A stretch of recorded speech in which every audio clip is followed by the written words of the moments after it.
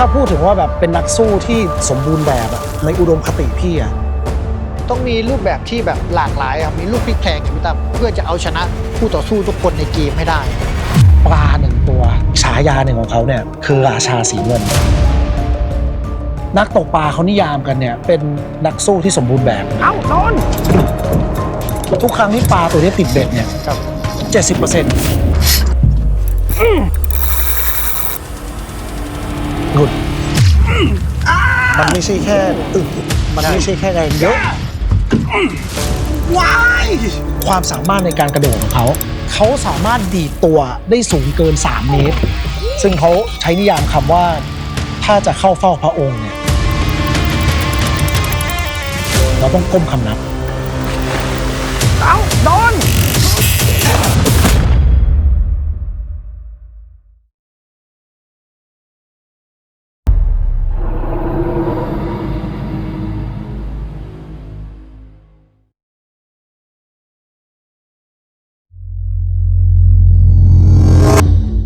ถ้าพูดถึงว่าแบบเป็นนักสู้ที่สมบูรณ์แบบอะในอุดมคติพี่อะเป็นไงพี่ To be graced by His Majesty's presence, you must bow down to.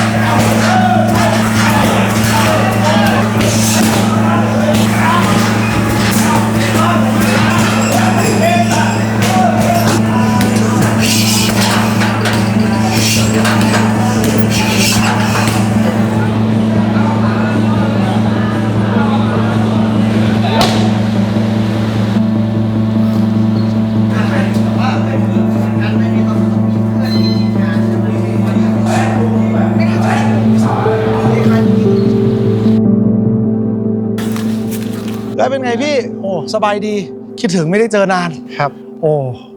นี่ผมเพิ่งอันนี้ค่ายใหม่พี่ใช่ไหมครับเนี่ยครับย้ายมานานเลยพี่ตรงเนี้ยผมอยู่ตรงนี้ปีครึ่งแล้วครับพี่ตั้มปีครึ่งใช่ไหมครับแต่ก่อนหน้านี้เหมือนพี่ซ้อมอยู่ที่กระบี่อยู่กระบี่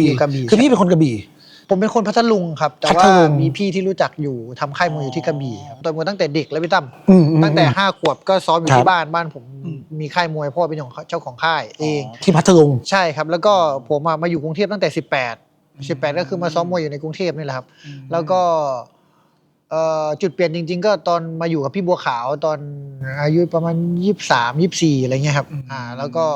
เริ่มโด่งดังจากตรงนั้นครับรอบนี้เป็นไงพี่ซ้อมมากี่เดือนแล้วสำหรับไฟท์เนี้ยก็จริงๆประมาณตั้งแต่รู้มาก็4 เดือนนะครับ4 เดือนเตรียมตัวมาประมาณ3-4 เดือนถ้าเกิดผมถามว่าแบบสำหรับพี่ถ้ามองตัวเองพี่รู้สึกว่าทักษะหรือว่าเชิงมวยพี่เป็นยังไงจุดเด่นของพี่มีอะไรบ้างคือผมมองว่าด้วยทักษะมวยนะคือผมประสบการณ์ในการแข่งขันเยอะ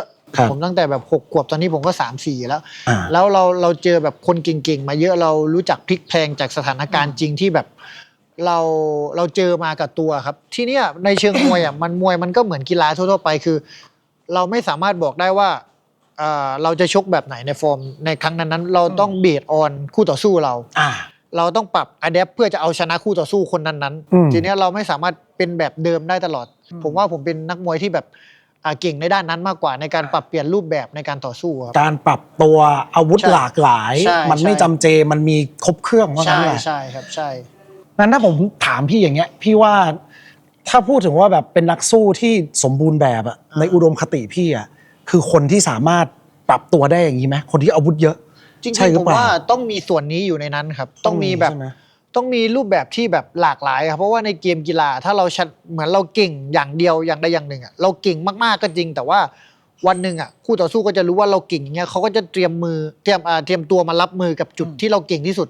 เราต้องเอาไปแบบอัดแอปเพื่อจะเอาชนะคู่ต่อสู้ทุกคนในเกมให้ได้ครับ มันไม่ใช่แค่อึดมัน ใช่ ไม่ใช่แค่แรงเยอะ ใช่ครับ มันคือถึงเวลาเนี่ยเขาเดาไม่ถูก ใช่ ว่าเราใช่ จะสู้ยังไงเราจะ ใช่ ทำยัง ใช่ ไง ใช่ ใช่ไหม ครับเราต้องมีแบบมีลูกพลิกแพลงอ่ะพี่ตั้ม ถ้าอย่างเงี้ยพี่มองว่าซูเปอร์บอลเนี่ยใกล้เคียงความเป็นนักสู้ที่สมบูรณ์แบบยังในมุม จ พี่ ริง ๆ ถ้าในตัวผมนะครับผมไม่เคยรู้สึกว่าตัวเองอ่ะสมบูรณ์แบบ เพราะว่าถ้าเราสมบูรณ์แบบ เรารู้สึกว่าเราสมบูรณ์แบบเราเก่งเราแข็งแกร่งมากๆเนี่ยเราจะหยุดพัฒนาตัวเอง ถ้าใครหรืออะไรเนี่ยที่สู้ได้ใกล้เคียงว่าสมบูรณ์แบบเนี่ยก็จะไม่วิวัฒนาการละจะไม่มีการมันไม่ต้องพัฒนาละเพราะมัน ใช่ คือถึงจุดสูงสุด ใช่ครับเราจะรู้สึกว่าเราสมบูรณ์แบบแล้วไม่ได้เพราะเมื่อไหร่ที่เรารู้สึกว่าเราสมบูรณ์แบบแล้วเราเมื่อนั้นเลยจะทำให้เราตาย การที่ได้ฟังเรื่องราวของพี่ซูเปอร์บอลและได้เห็นความมุ่งมั่น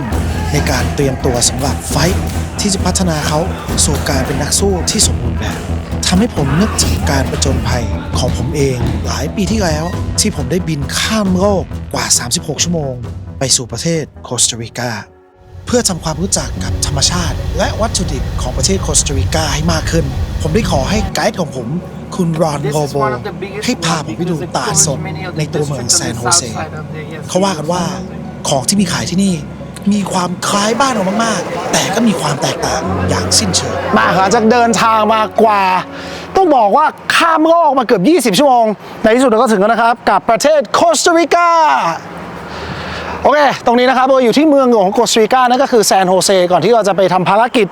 ตามล่าหา เรียกว่าไคจูหลากหลายชนิดนะครับ ก็เริ่มต้นมาสำรวจวัฒนธรรมอาหาร แล้วก็วัฒนธรรมการใช้ชีวิตของชาวซานโฮเซโคสตาริกากัน ที่หนึ่งในสถานที่ที่เขาชอบมากันในวันเสาร์มากที่สุดนะครับ นั่นก็คือ Farmers Market หรือว่าตลาดของเหล่าชาวนาของที่นี่นะครับ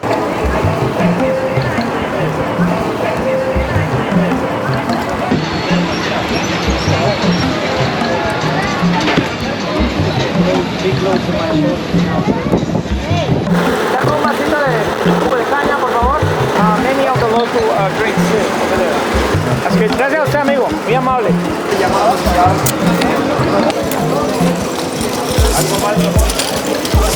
¡Que se acaba el juego! ¡Venga, se acaba el juego!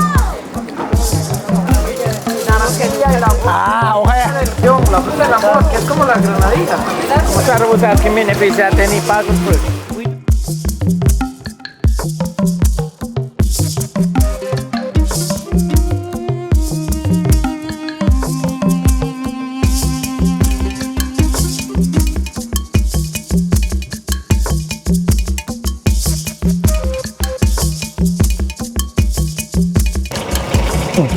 ไป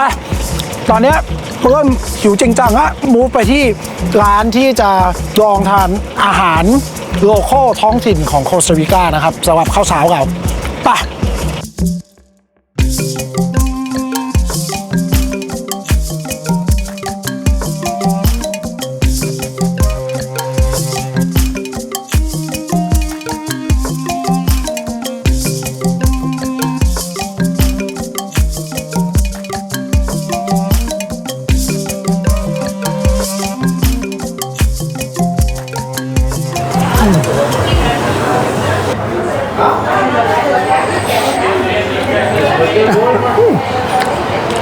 Interesting. Stir up a little bit of vanilla or something to give it an extra touch. Or that can be a dessert.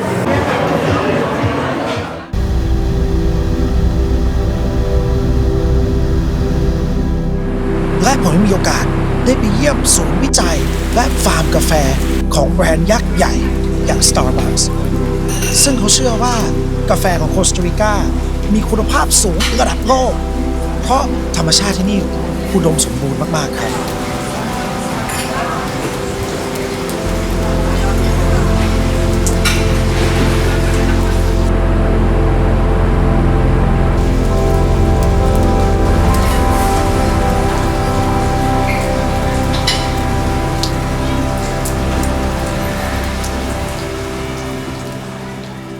แล้วเรารู้จักกันครั้งแรกเนี่ยก็เรื่องตกปลา ใช่ ใช่คือผมดูพี่อะจากมวยอยู่ละตอนแรกผมก็เฮ้ยพี่ซุปเปอร์บอลเหมือนผมจำไม่ได้ว่าเราไปเจอกันยังไงตอนแรกด้วยซ้ำอะพี่จำได้ไหม ต ผมเห อ มื น แบบ แรกอะคือผมฟอลโล่พี่กับพี่ภูมิ ใช่ไหม อยู่แล้ว เออ ตั้งแต่แรกผมตามพวกพี่มานานแล้วตั้งแต่ เออ ผมเริ่มตกปลาแรกๆเลย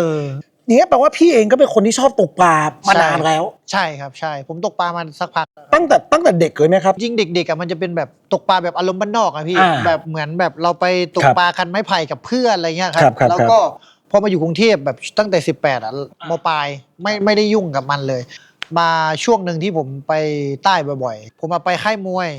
ครับ ที่เขาหลัก แล้วพี่เขาเจ้าของค่ายมวยอะเขามีเรือจอดอยู่ เรือแบบเป็นเรือตกปลาผมก็ถามพี่นี่เรือตกปลาว่าใช่พี่แบบตกปลาพี่ชอบตกปลาโน่นนี่ ก็นั่งคุยกับเขาแล้วรู้สึกแบบตาสว่างแบบลุกวาวอ่ะเหมือนเราแบบได้เจออะไรที่แบบ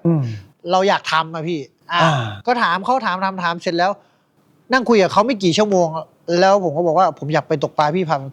พาไป หลังจากกลับมาผมก็ไปซื้ออุปกรณ์ตกปลาเลย ติดใจเลย ใช่แล้วก็แกนี่แหละครับ แนะนำให้ซื้ออุปกรณ์ตกปลาหลังๆ ผมก็เขาแนะนำมาผมก็มานั่งดูคลิป พวกพี่มานั่งดูคลิปพี่ภูมิมานั่งดูคลิปพี่ตั้มแล้วก็มาดูแบบเสิร์ชหาว่าอุปกรณ์ตกปลาไปตกอะไรยังไงเนี่ยครับ อะไรที่ทำให้ตาเป็นประกายวันนั้นจำได้ไหมอะไรที่ทำให้อยาก ผ ล ม อง รู้สึกเหมือนผมเจอของเล่นใหม่ จริงๆรู้สึกเหมือนเราแบบเรา ความ ได้ ท้าทายใหม่ในชีวิตแหละ เราได้แบบเหมือนเราเจอของเล่นใหม่ที่แบบมันมีแบบอะไรให้เราทำอีกเยอะมากเลย มันไม่สามารถแบบเล่นแล้วเลิกวันเดียวเลิกได้ครับมันเกมที่ต้องเก็บวิวไปเรื่อยๆแบบ ไม่แต่จริงนะตกปลาไม่ได้เลยมันผมชอบเปรียบเทียบว่ามันคือเกมที่เราเติมเงินโกงไม่ได้อะ ใช่ เราซื้อได้ ใช่ แค่โอกาสที่จะไปอยู่ตรงนั้น ใช่ใช่ แต่เราที่เหลือมันขึ้นอยู่กับดาวและเดือน ใช่ครับ เหมือนที่พี่บอกเราเล่าให้คนอื่นฟังบางคนอาจจะมองว่าตกปลามันน่าเบื่อแต่ความจริง ใช่ มันโคตรท้าทายเลยนะ ยากครับ นี่แหละเป็นคำถามที่ผมอยากจะถามต่อเลยว่าแล้วตอนที่แบบปลามันกินเบ็ดอ่ะพี่รู้สึกเหมือนอะดรีนาลีนในร่างกายมัน ใช่ หลั่งเยอะไหม มันรู้สึกสะใจเหมือนเราต่อยมวยอะเหมือนเรา เอ้า ทำได้ ใช่ไหม อะเหมือนเราแบบเดี๋ยวกูทำอย่างนี้แหละกูทำได้แล้วแบบมันจะอารมณ์อย่างนั้นอะ ใช่ไหมครับ เหมือนเราแบบกูต้องได้ตัวเนี้ยกูต้องทำอย่างนี้ให้ได้อะไรเงี้ยครับมันก็จะรู้สึกแบบสะใจว่ะสนุกว่ะอะไรเงี้ยครับ เขาจำความรู้สึกปลาตัวนั้นได้ไหมว่าเฮ้ยมันหวิวในใจไหมมันรู้สึกแบบเฮ้ยเอาขึ้นได้ปะวะ ใช่มันจะรู้สึกอย่างนั้นเพราะว่าแล้วก็หมุนไปเรื่อยๆจนแบบโหแบบมือสั่นหมดอะพี่แบบสั่นแล้วแบบเรารู้สึกว่ากูจะเอาขึ้นมาได้ว่าแบบถ้าเอาขึ้นมาได้นี่มันแบบสนุกมากเลยมันแบบมันรู้สึกว่ากูอยากได้อีกมันจะแบบอยากเจอตัวนี้อีกอยากเจอใหญ่กว่านี้อีกมันจะรู้สึกแบบสะใจว่ะอะไรเงี้ยครับมันจะรู้สึกสนุกตรงนั้นครับเวลาปลากินเบ็ดแล้วบางทีปลาหลุดก็เยอะไป เหมือนกันเวลาเราต่อยโดนแล้วบางทีน้ำหนักในการต่อยไม่หนักพอ ก็ทำให้เขาน็อกไม่ได้ เหมือนกันถ้าเราจังหวะในการเอาปลาขึ้นมาไม่ดีปลาก็หลุดเราก็หลุดมือไปได้ไม่ใช่ว่ามันจะได้ทุกครั้งไป ผมว่ารู้สึกมันเป็นอะไรที่คล้ายๆกัน ซึ่งเราต้องเตรียมตัวอย่างดีแล้ว ถ้ามันหลุดเราก็ทำใหม่ เราก็เอาใหม่ ถ้าเราไม่ได้ปลาเราก็ทำมันเรื่อยๆ แล้วก็เราเหมือนมวยเหมือนกันครับ ถ้าเราแบบสู้แล้วเราแพ้เราก็สู้ใหม่ ในการเดินทางครั้งนี้ ผมนั่งรถออกจากแซนโฮเซเป็นเวลากว่า 7 ชั่วโมงเลาะทางฝั่งทะเลแอตแลนติกหรือแคริบเบียนซี และในที่สุดผมก็ได้มาถึงจุดหมายของผมครับ ประเทศนี้มีชายแดนทางทะเลทั้งสองฝั่งเป็นสองมหาสมุทรที่ใหญ่ที่สุดในโลก ที่นี่เต็มเปี่ยมไปด้วยธรรมชาติที่สวยงามแต่น่าสะพรึงกลัว และเป็นบ้านของไคจูที่เขาว่ากันว่านักตกปลาทั่วโลกล้วนใฝ่ฝันที่อยากจะตกเขา แต่เมื่อได้มีโอกาสตกเขา ส่วนใหญ่กลับพิชิตเขาไม่ได้ Cairo, that is my wife. Hey, Giuliano, right? Finally, we've been bouncing back. Tom, nice to meet you. And this is On. So, camera guy for the trip. Yeah, last minute changes, but we made it work. Okay, that's good. That's good for you. Thank you so much. You're very welcome. My pleasure. Enjoy and have a great time. And be good. Okay, thank you. They have reels, so you can just throw like a trolley. Okay, Normally. yeah.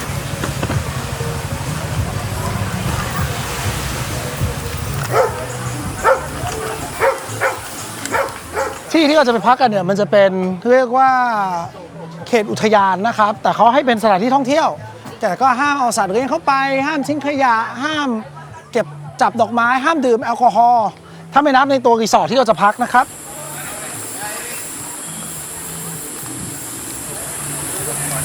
Maybe. Hey, come on. Maybe lots of fish. Let's say that.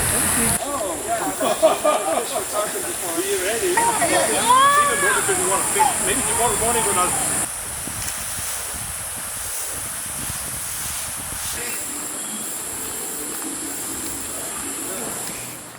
Afternoon. Hi. This is Paul, my associate. Okay. Tom, sawasdee krab. Nice to meet you. Tom, very nice to meet you. Meet you. Hello. Yeah. This is on. Yep. So he's our camera guy for the trip. Sawasdee krab. Tom, nice to meet you. Mati. Mati, right? Mati. Okay. Yes. Very cool. She is darling. Darling, right? Very nice to meet you. Nice to meet you too. So we show your rooms. Yes. Want to go in? Yeah. Let's talk about You that decide too. if you want to share the same one or Okay. Yeah. one Let's each. leave this here. Okay. Sure.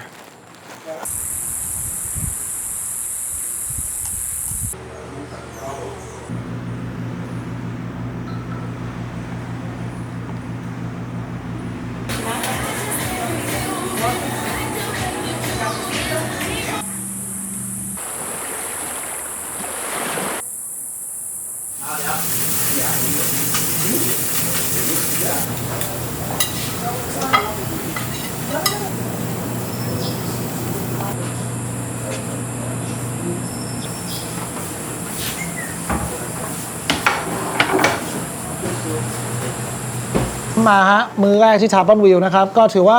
ทดแทนที่ตอนแรกสัญญาว่าจะพาไปดูคาซาโดก่อนนะกันก็มาทานอันนี้ก่อน What type of fish is this? Kurbina. Corvina. What's the English for that? Oh, Corvina. Corvina is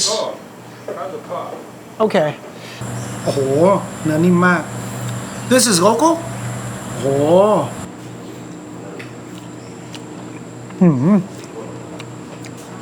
แทบจะไปแบบความนุ่มสูสีกับปลาหิมะเลยเดี๋ยวต้อง Google ดูหน่อยว่านี่คือปลาอะไรนะครับ ผมไม่มั่นใจเรื่องชื่อที่บอกว่าเบสิกครับข้าวสวยคล้ายๆข้าวสวยบ้านเราเลยจะไม่เหมือนข้าวสวยที่ผมไปกินที่โอมานนะครับอันนี้ข้าวสวยคล้ายกับข้าวสวยบ้านเราก็นี่ก็สลัดมะเขือเทศ หลังจากเติมพลังทานอาหารอิ่มเรียบร้อยแล้ว พวกผมก็ไปดูอุปกรณ์ที่ผมจะใช้ปะทะและสู้กับไคจูที่ผมมาตามหาในครั้งนี้ I have a smaller one Yeah, but maybe you just get some of ours. Get some of ours. It should be good. That should do the job. I think that the more we fish, the more chance we have to catch.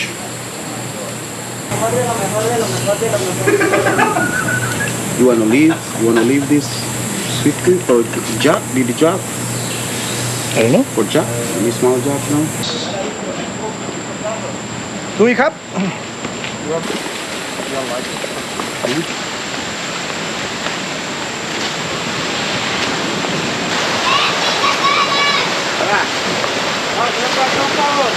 Que tiene este bote nada más de entrar un toquecito aquí, me pega un campito corta.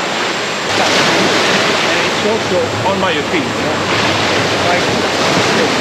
every time, anytime. So you don't need to go deep.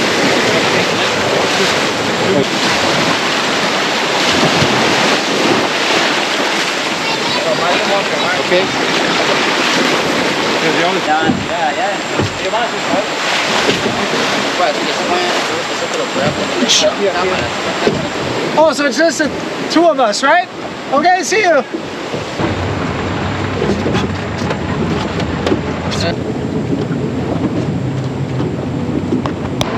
Sixaola River. Are we going upriver or? That's that. Are we going upriver or? No, we fish out from the river in the ocean. กัปตันโทนี่ที่เกิดและโตในเมืองแห่งนี้แถมไม่มีประสบการณ์เป็นกัปตันเรือตกปลามืออาชีพมากว่า 8 ปี จะเป็นคนขับเรือและโค้ชของผมในการต่อสู้ของผมในครั้งนี้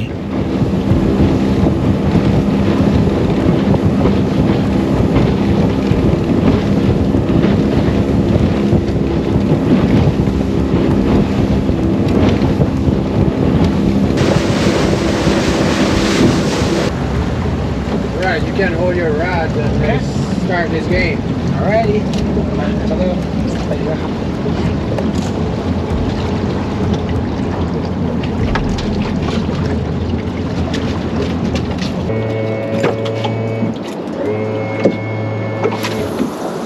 sometimes you see them roll, so you can cast out with. You can, if you see him, you go. You cast out to him. Put yourself up against that bow there like this, so you have a little bit more balance. What Just raise yourself up there. up here Yeah, like like that. There you go. what sort of drag What I would say, I would have to feel it. Not too tight. Not too tight. just to pull Yeah, out like that. Good. Then when you hook them, you start working the drag.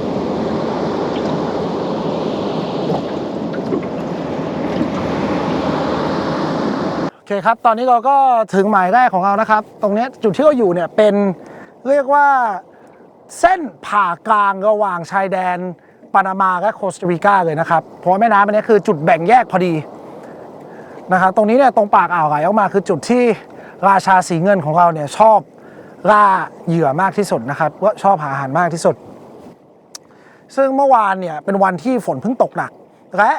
น้ำเนี่ยเกยกลายเป็นสีขุ่นปกติมันไม่ได้ขุ่นขนาดนี้แต่ว่ามันก็เป็นน้ำจากปากอ่าวก็จะไม่ได้ใสกึ๊ดเหมือนทะเลเปิดนะครับแต่ทั้งนี้ทั้งนั้นเนี่ยสีขุ่นอย่างเงี้ยเราอาจจะมองว่าแบบมันถ่ายออกมาก็ภาพไม่สวยแต่ความเป็นจริงนี่คือเรียกว่าโอ้ชินี่คือสภาพที่ราชาสีเงินเนี่ยชอบมากที่สุดในการล่าเหยื่อนะครับเพราะว่าเท่าที่คุยกับกัปตันโทนี่เรานะครับตาที่โตของเขาเนี่ยทำให้เขามองเห็นในสภาพที่ ไม่ค่อยมีแสงได้แล้วก็พอน้ำขุ่นอย่างเงี้ยปลาขนาดเล็กก็จะมึนงงง่ายกว่านะครับปลาชนิดนี้ราชาสีเงินของเราเนี่ยเป็นปลาที่อยู่ได้ทั้งสองน้ำทั้งน้ำจืดและน้ำเค็มนะครับทำให้เขาไม่กลัวเลยถ้าน้ำจืดเยอะนะครับเขาไม่น็อกน้ำเขาไม่มีปัญหากัปตันโทนี่บอกว่าตีไปตรงไหนก็ได้นะครับไม่มีผิดไม่มีถูกที่เนี่ยเขาเรียกว่าเป็นการ blind fishing หรือว่าเหมือนตกปลาตาบอดนั่นแหละคือเราตีไปเนี่ยยังมีโอกาสที่จะโดนกัดเหยื่อสูงอยู่นะครับโอ้พี่ได้เมาส์กับพี่ทั้งเรื่องมวยทั้งเรื่องตกปลาเนี่ยผมขออนุญาตแชร์ประสบการณ์บ้างแล้วกันเนาะได้ครับมันมีเรื่องที่เรียกว่าพอคุยกับพี่เนี่ยทำให้ผมนึกถึงปลาหนึ่งตัวต้องใช้คำว่าถ้าเกิดพี่เคยเห็นเวลาผมไปตกปลาเนี่ยผมจะมีศัพท์ที่ผมเรียกตามภาษาญี่ปุ่นนะไคจูคำว่าไคจูพี่เคยได้ยินใช่ไหมรู้จักมันคือเหมือนตัวสัตว์ประหลาดใต้โลกบาดาลเพราะหลายอย่างที่ผมตั้งใจไปตามหานี่พี่บอกว่าผมไปต่างประเทศเนี่ยก็เพราะว่าอยากไปเจออะไรที่มันเหนือธรรมชาติแล้วซึ่งมันมีอยู่ตัวหนึ่งพี่ซึ่งผมเองเนี่ยก่อนที่จะไปด้วยตัวเองเนี่ยก็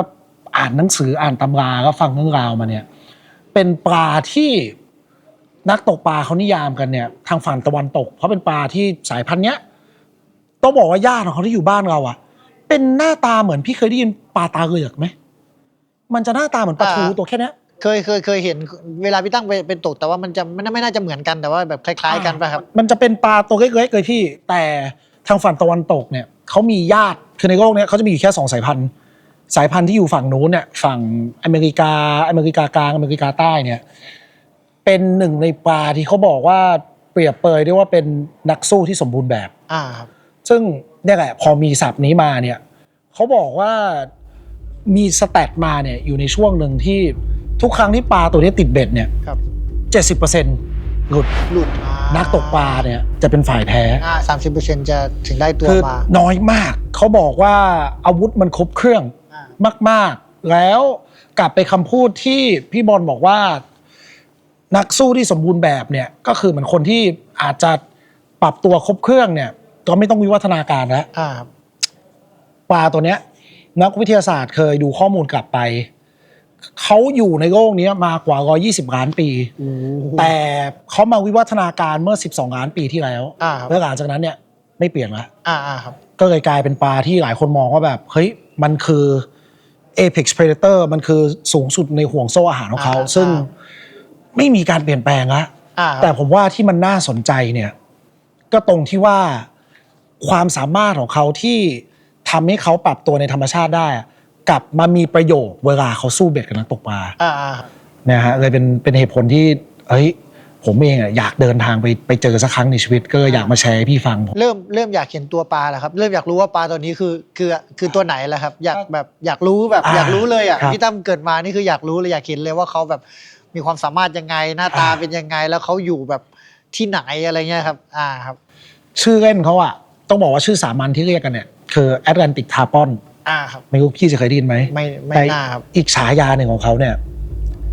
คือราชาสีเงิน ครับ Do they usually bite anything? What, tarpon? Yeah. Almost, yeah. They're feeding, they eat whatever.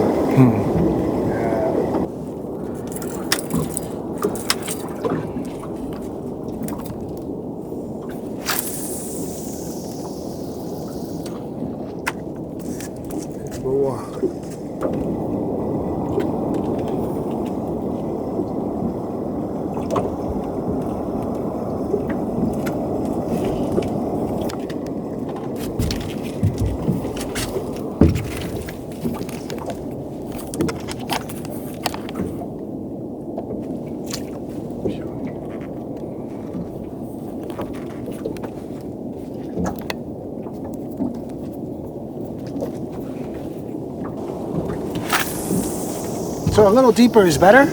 Yeah, wait, let it go down a little bit. He can't feed on the bottom because he have a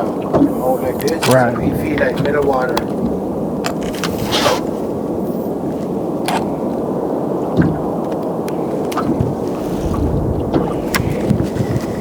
สมเป็นราชานะครับ เมื่อกี้กัปตันโทนี่บอกว่าปลาชนิดนี้เนี่ยไม่สามารถกินเหยื่อตรงหน้าดินหรือว่าใต้น้ำตรงผิวน้ำได้เพราะปากงมขึ้นนะครับ ก็ทรงสง่างามจะต้องกินกลางน้ำหรือผิวน้ำเท่านั้นเหมือนเชิดตลอดเวลา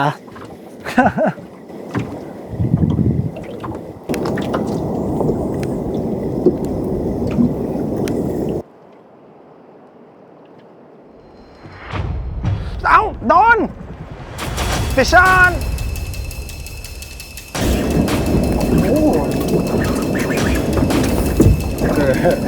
See a yellowfin jack. อยู่ในโซ่ That one would jump already, I think. right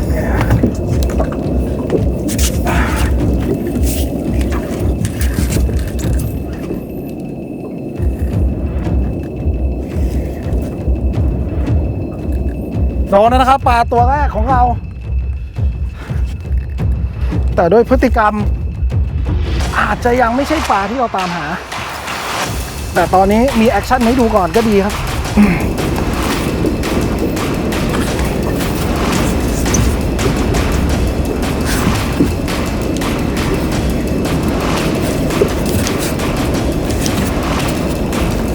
Yep, right on the spot. Woo! First fish of the day.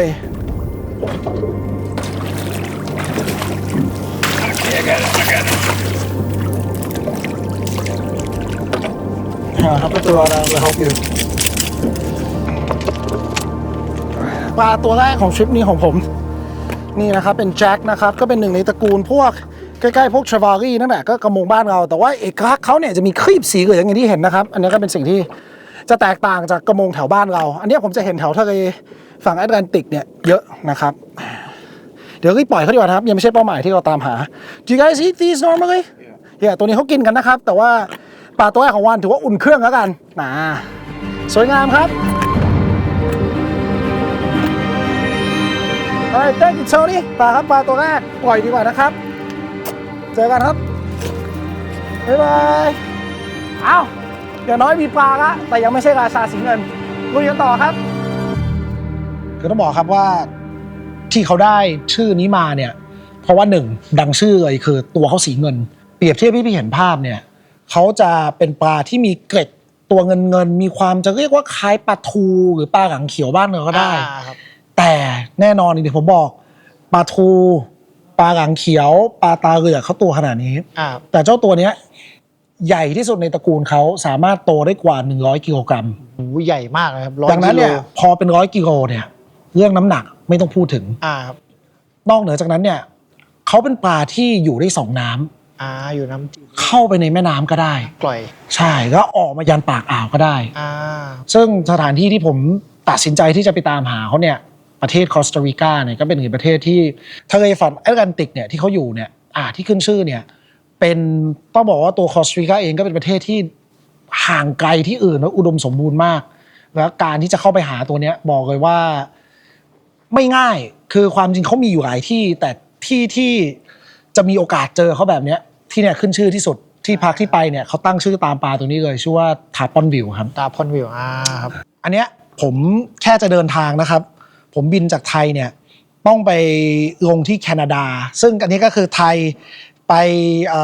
UAE และดูไบ6 ชั่วโมง แล้วไปแคนาดา 10 กว่าชั่วโมงไปแคนาดา ครับ แล้วบินจากแคนาดาอีก กอสตาริ มี กา 6 ชั่วโมงมาคอสตาริกา ครับ แล้วพอถึงคอสตาริกาต้องนั่งรถตู้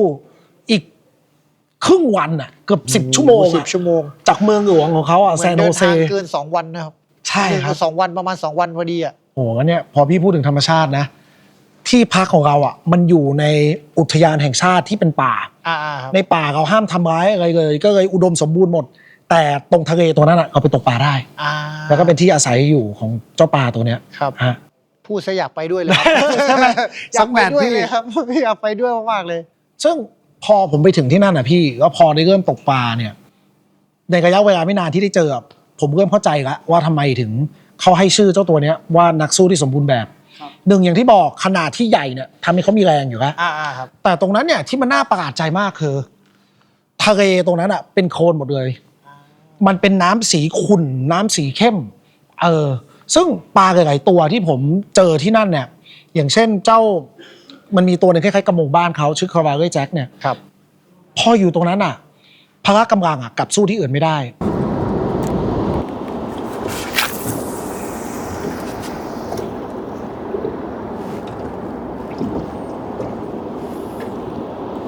So is the weather going to be like this for the most part, or does it get more rough? No, it's tomorrow is gonna go low. Tuesday is gonna You mean the wind, right? be the ocean. Oh, the ocean. Yeah, sometimes you come here and you don't see a wave here. No wave. It's just flat. Oh, so if the ocean is low, then there's less waves, right? Yeah. We don't work tight here. We work swell, come from the deep. Right. So sometimes you can't even dream to be here because it's a big wave breaking from way out there. Right. And the next couple of days. It's gonna be good, yeah. March out. Nice.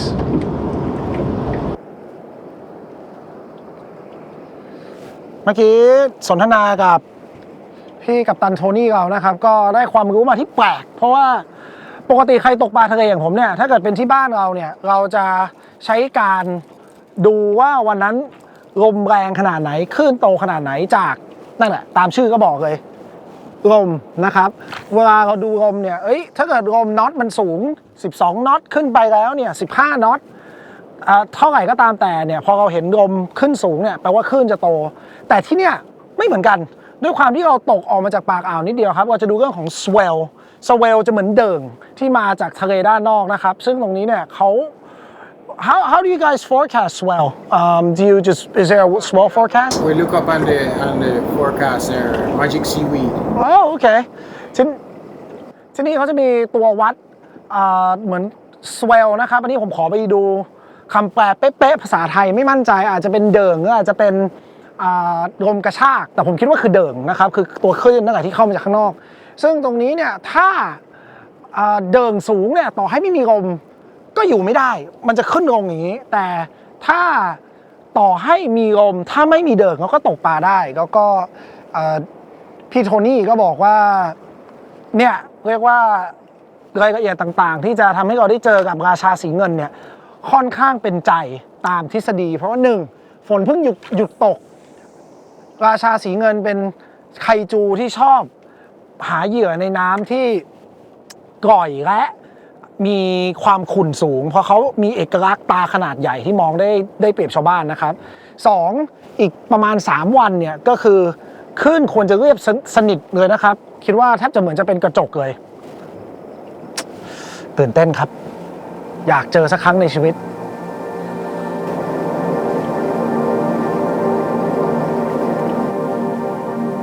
You think I should keep casting the same lure or mix it up? You can mix it up if you want. Yeah, sure. Mix it up. When we switch from here, we're gonna go down in that corner there and drift out that way, so you can switch your lure right while we drive in there. Okay. Actually, we should go because I don't see any roads here. I need to see a top one so we know we're in the. Right, in the area, right? The only thing is, Giuliano scared me with how you need bigger gear, so I didn't. That lure is too small for this rod. But you think this one will work, right? That one work too. It's just the drag. You know, if you put hard drag on it, it's gonna open the hook. But just depends on the drag. โอเคนะครับก็ Use that one. It's a lighter rod to cast. If you're in a boat, you know, when you need big gear is when you're on the land. You need a lot of line. You need a lot of strong hook because you can't follow the fish. You have to be on the land, you know. But with this, you can follow the fish always with the boat. โอเคครับก็กัปตันโทนี่ไต่โทนี่ก็บอกว่ายังไม่เห็นปลาขึ้นย้ายหมายดีกว่า move ครับ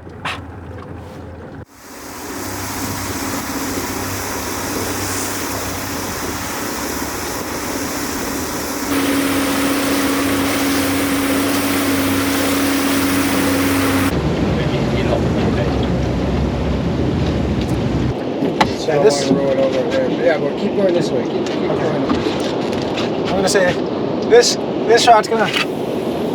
make it a lot more fun. Yeah. But this can handle big fish too. Yeah, sure. I've done I did a 40-pound GT on this and just Oman 30-pound tuna. Yeah, they're cool a lot. Just get a little more patience. That's all. ลองเปลี่ยนอุปกรณ์ดูนะครับใช้ไม้กงเผื่อปลาจะกินเหยื่อง่ายขึ้น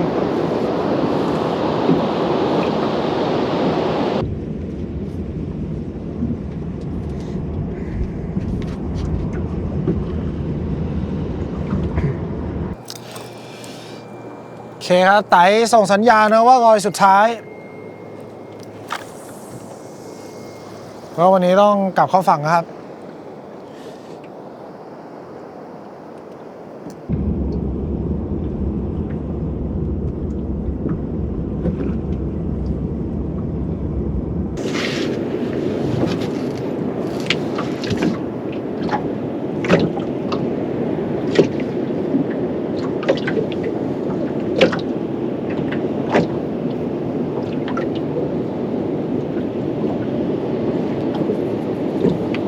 You ever hook sharks by mistake? Sharks? They ever take lures by mistake? They're eat the top one. So Eat the target. shark just come and bite him in half. Yeah.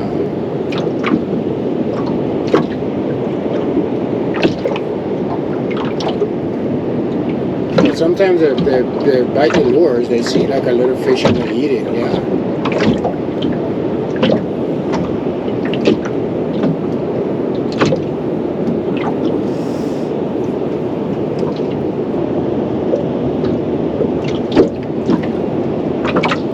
These fishes like this, you know, you can be like this and just in the next half an hour they just Everywhere, right? Yeah. นะฮะพี่โทนี่ก็บอกว่าปลาตัวเนี้ยบางทีตีทั้งวันไม่เจอแล้วอยู่ดีๆโผล่มาก็โผล่มาเป็นขโยง จะไปไหนมาไหน เรียกว่าตามใจอย่างเดียวคาดการณ์ไม่ได้ฮะ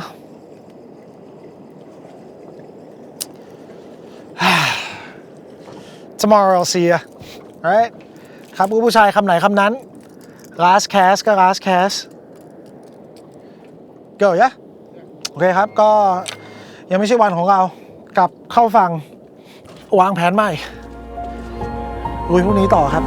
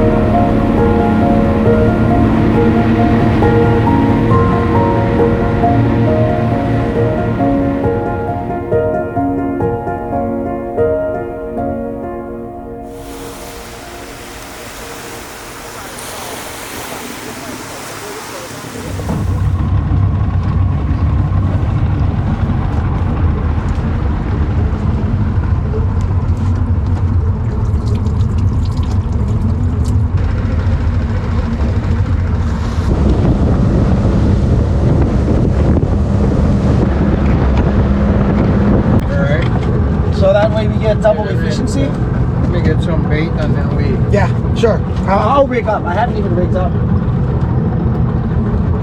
And I'll rig up this I'll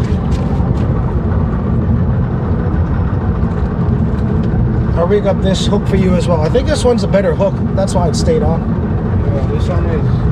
Yeah. It's doable. It's just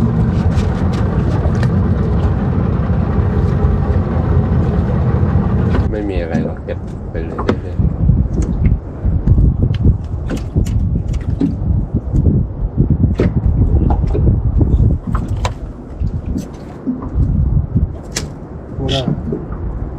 you have a swivel.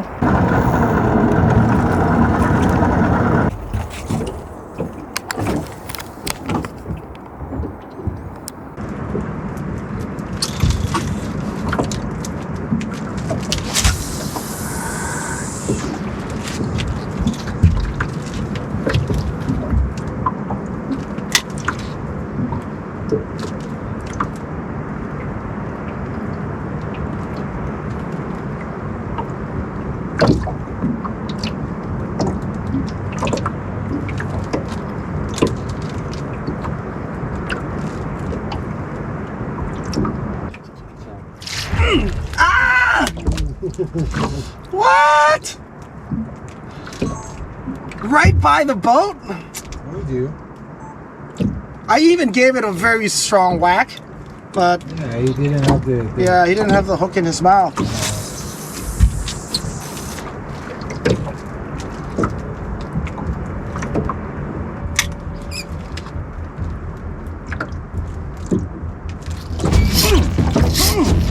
Yeah! No! No, no, no, no! Why?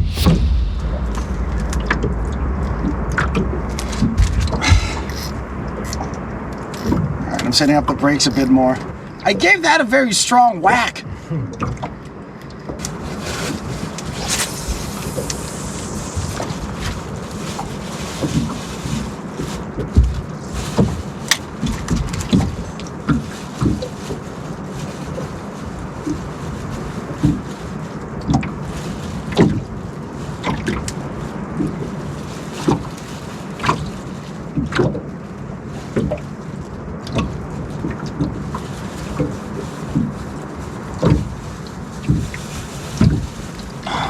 Come on, swallow it. What's doing that? Why? Is that a little fish? That's not tarpon. Oh, that's not tarpon, right? Well, I don't know what that is, but hey, check it out.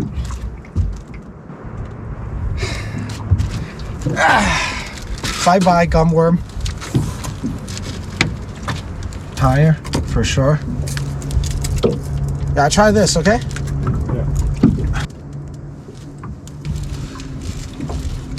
That 3 bite was more than yesterday's bites.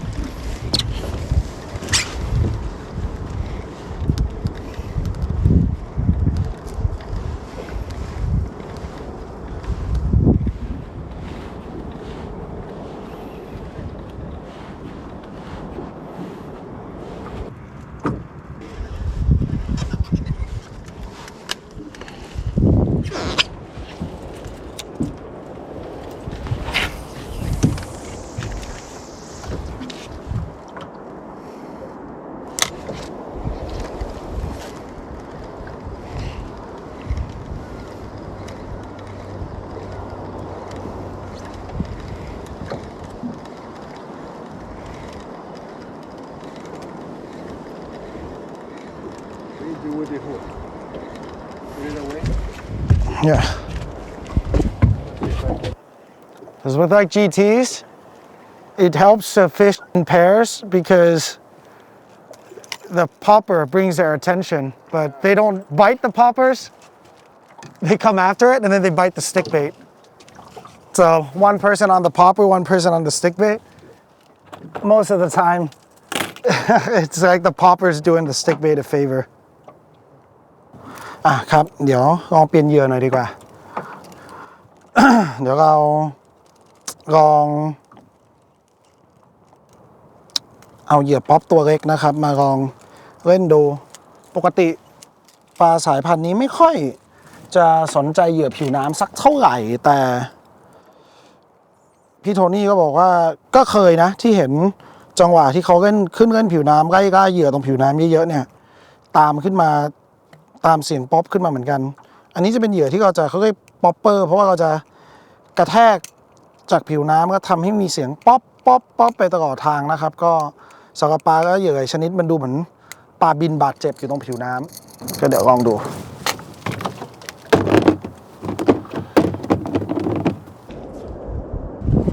This rod's too small or something.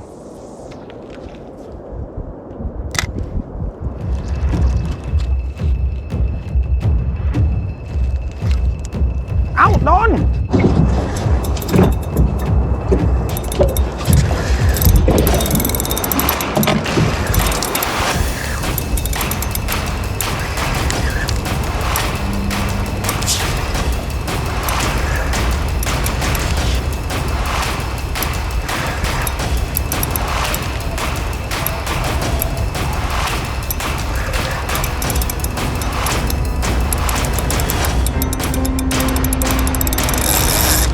ความใจร้อนของผมก็ทำให้ผมพ่ายแพ้จนได้ เพราะผมปัดเบรกแน่นเกินไปทำให้สายเบ็ดของผมทนแรงกระชากจากการดึงและกระโดดของราชาสีเงินไม่ไหวทำให้สายขาด และผมก็ได้สูญเสียเหยื่อตัวหมาในทริปนี้ไปด้วย แต่เจ้าตัวเนี้ยเขามีความสามารถในการฮุบอากาศ แล้วเอามาเป็นเหมือนก๊อกสอง อ๋อ คือเหมือนว่าเขา ไว้ พอเขากินเบ็ดปุ๊บเนี่ยเราสู้มาสักพักหนึ่งเขาขึ้นมาหายใจ แล้วลงไป ได้ ใหม่ อีกก๊อก อ่า เพิ่มก๊อกอีกเลยมันกลายเป็นเหมือนนักมวยที่ไม่ ต่ เหนื่อยสักทีอ่ะ ต่อยได้ ไม่เหนื่อย 2 ร สั อก บ ที กลายเป็นเอาตัวยากเลยครับ ใช่ก็นอกเหนือจากนั้นครับ สิ่งที่ยิ่งน่ามหัศจรรย์ไปกว่านั้นเนี่ยความสามารถในการกระโดดของเขาสามารถดีดตัวได้สูงเกิน3 เมตร สูงมากนะครับ3 เมตร ข้ามเรือได้อะครับ 3 เมตร ชนคนตกปลาล่วงเรือได้ ด้ เล วย ย แต่ประเด็นคือพอเขากระโดดเนี่ยมันยิ่งเกิดโอกาสที่ จะหลุดง่ายขึ้น ใช่เหมือนเวลากระพงกระโดดสะบัด แต่นี่มันคือกระพงเต็มที่เนี่ยผมเคยเห็นกระพงโดดไม่สูง อาจจะ มาก 30-40 เซน ครับ นี่มัน3 เมตรอะครับ มีโอกาสหลุดเยอะมาก ผมใช้เวลานานในการจับทางว่าเขากินเหยื่อยังไง แต่พอจับได้ผมกลับสูญเสียโอกาสนี้ไปอย่างรวดเร็ว เมื่อดูเหมือนว่าการใช้เหยื่อปลอมจะทำให้การพิชิตไคจูตัวนี้ลำบากมากขึ้น ผมจึงตัดสินใจลองเปลี่ยนไปใช้เหยื่อสด จึงขอให้กัปตันโทนี่โซ่ขาลูกปลาและเกี่ยวเหยื่อสดให้กับผม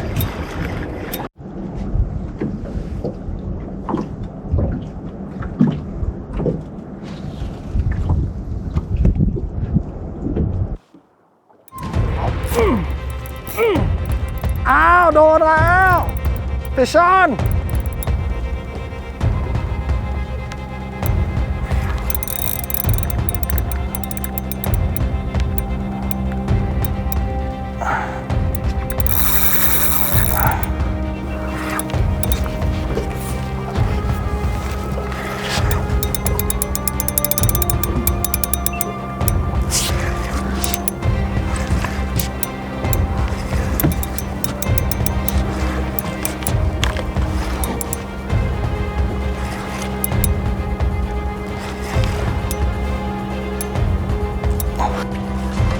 Jack. Nice, Jack.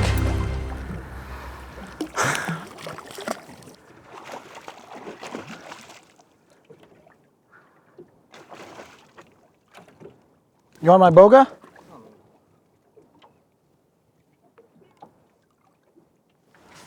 Yeah nice Jack ครับวันนี้เราเจอหนึ่งปลาที่มีความเหมือนแตกต่างกับปลาที่บ้านเรานะครับมีความคล้ายกับปลากระมงพร้าวแต่ไม่ใช่นะครับจะสังเกตได้ว่าแตกต่างตรงที่ครีบเขาเนี่ยเป็นสีเหลืองทั้งด้านล่างแล้วก็ตรงหางนะครับนี่คือปลา Crevalle Jack นะครับซึ่งพบได้ในประเทศโคสตาริกาและทะเลส่วนใหญ่ฝั่งแอตแลนติกนะครับคุณภาพเนื้อเนี่ยเป็นปลาที่นิยมทานเพราะว่าเอาไปทำเป็นสเต็กก็แน่นนะครับก็มีความเป็นเนื้อปลาที่มีความคล้ายเนื้อหมูมากจนสีเนื้อออกน้ำตาลแดงนะครับก็ทรัพยากรที่นี่มีความเหมือนแต่ต่างกับบ้านเรามากอากาศก็เช่นเดียวกันตอนนี้ผมจะไม่แล้วเลิกพูดดีกว่ายังไงตัวนี้เนี่ยเดี๋ยวจะกลายเป็นข้าวเย็นของพวกผมเย็นนี้จะน่าทานขนาดไหนก็ถ้ามีโอกาสเดี๋ยวอัพรูปให้ดูกัน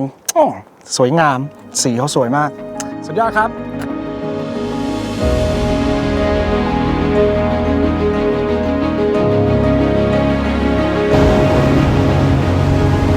ผมไม่เคยเชื่อเรื่องนี้จนมาเจอเจ้าตัวนี้แบบว่าปลาแต่ละตัว IQ สู้เบ็ดไม่เหมือนกัน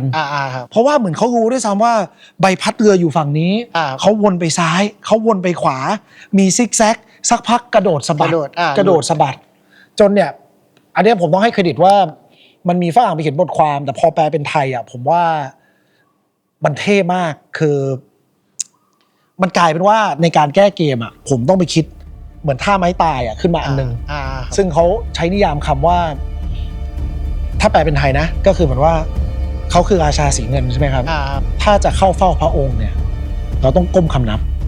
ในวันนี้ผมได้พ่ายแพ้อย่างย่อยยับและเข้าใจแล้วทำไมเขาได้ฉายาว่าเป็นราชานักสู้อย่างที่พี่ซุปเปอร์บอลได้บอกไว้ผมคงต้องกลับไปทบทวนและหาจุดบอดในเกมของผมยังโชคดีที่ผมไม่มีเวลาเหลือในวันนี้เราจะกลับเข้าฝั่งและหาวิธีแก้เกมสำหรับอีกไม่กี่วันที่เหลืออยู่แพ้แล้วแพ้อีก ต่อกับตัวเนี่ยบอกเลยว่าแบบอาวุธมันครบเครื่องราชาสีเงินกลายเป็นปลาที่หลายคนมองว่าแบบเป็นนักสู้ที่สมบูรณ์แบบความสามารถของเขาที่สูงสุดในห่วงโซ่อาหารของเขาจะต้องทำยังไงวะถึงจะตกปลาตัวนี้ได้ผมรู้สึกว่าถ้าเราทำไปเรื่อยๆแล้วเรามีเป้าหมายที่ชัดเจนยังไงเราจะชนะได้ในวัน1,000,000%Come on นี่จะหมดหลอดนะครับใครจะเชื่อผมไปเจอตัวหนึ่งไอตัวนี้แหละใช่ละ